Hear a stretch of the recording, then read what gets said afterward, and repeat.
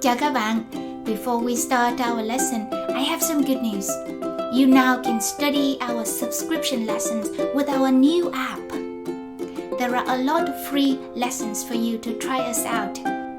Links to download the app are in the description box.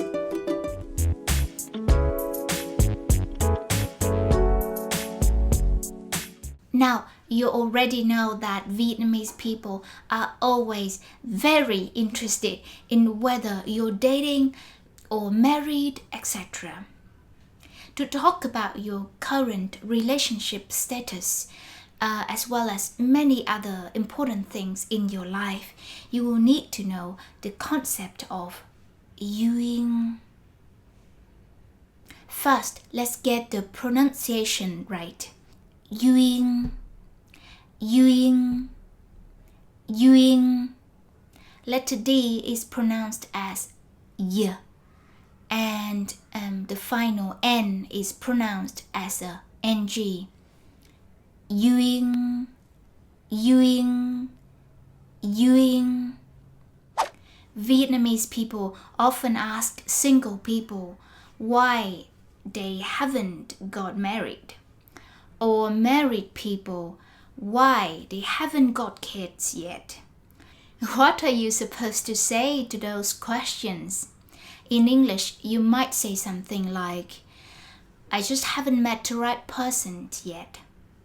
In Vietnamese, you can talk about DUYêN. I was in a relationship with my then boyfriend, now husband.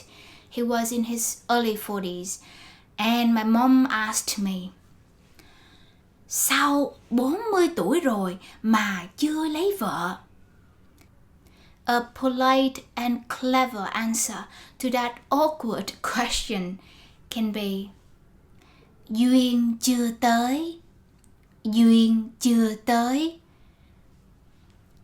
My fate hasn't arrived. Or chưa có duyên, chưa có duyên. My fate hasn't happened yet. When a relationship is ending, you can tell your partner, coi như mình không có duyên. Coi như mình không có duyên. Coi như, let's just say or put it this way, mình không có duyên. We don't have duyên. We're not destined for each other. You can also phrase it like this. Duyên mình chỉ tới đây thôi. Duyên mình chỉ tới đây thôi. Our duyên only went this far. Or duyên mình chỉ có vậy thôi. Duyên mình chỉ có vậy thôi. Our duyên only has that, or that's the limit of our duyên.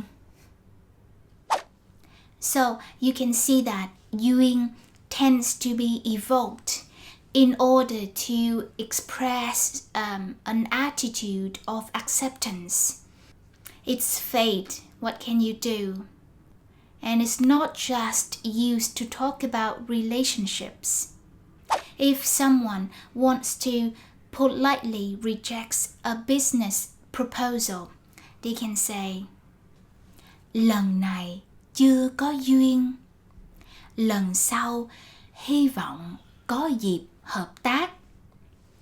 Lần này chưa có duyên. This time we don't have duyên yet. Lần sau hy vọng. Next time, I hope. Có dịp, have a chance. Hợp tác, to work with you. It's like saying, it's not me rejecting you, it's fate. Here's a text from a colleague of mine. I was trying to set up a class between her with another student, but it didn't work out. So I said, xin lỗi em, sorry. And then she said, dạ, hi, không sao đâu chị. So okay, no problem. Chắc chưa có duyên. Probably we don't have a duyên yet. And em cảm ơn chị nhiều. Thanks so much.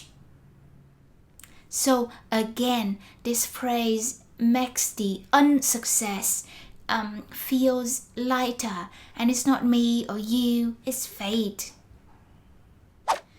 Or when a student fails to get into their preferred university or get into their preferred major, they can say không có duyên với that college or that major.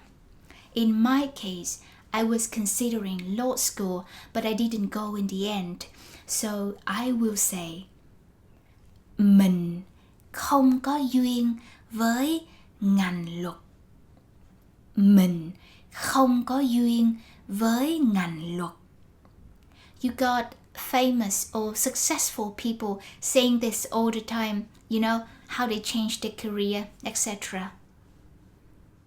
Duyên can also be used to talk about positive outcomes. For example, if you feel lucky that your career has worked out pretty well so far, like I do, you can talk about duyên. Mình có duyên với việc dạy tiếng Việt. Mình có duyên với việc dạy tiếng Việt. Back to relationships. Single people who don't want to remain single often visit a Buddhist temple to cầu duyên. Cầu duyên. Pray for duyên. In other words, pray that they will soon meet someone special. In Saigon, the famous temple to cầu duyên is Chùa Ngọc Hoàng. Now, maybe you're single and you're happy being single for the time being. In that case, if your friends urge you to go cầu duyên, you can say, thôi, tùy duyên. Thôi, tùy duyên. The term tùy duyên, follow duyên, follow what fate has planned for you, means that you're not gonna force anything or try too hard. Okay, that's it for today. I hope this lesson has equipped you with some powerful phrases to deal with personal questions regarding your relationship status. I'll see you next time. Hẹn gặp lại lần sau.